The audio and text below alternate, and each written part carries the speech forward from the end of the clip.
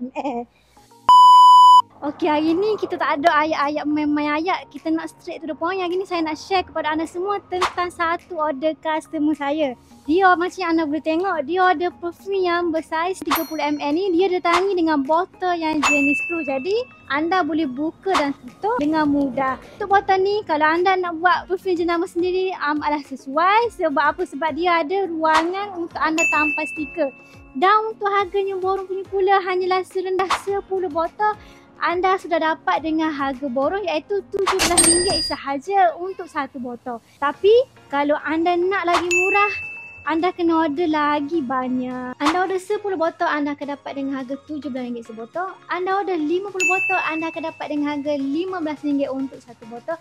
Dan kalau anda order 100 botol, anda akan dapat dengan harga RM14 sahaja untuk satu botol. Lagi banyak anda order, lagi jimat anda akan dapat. Dan untuk pilihan wangannya pula, anda jangan risau, dekat NKH kami ada menyediakan lebih daripada 750 pilihan wangian antarabangsa yang anda boleh pilih mengikut cita rasa dan kesesuaian anda. Dan yang lagi menariknya, dekat NKH sekarang kami juga ada buat package jenama anda sendiri.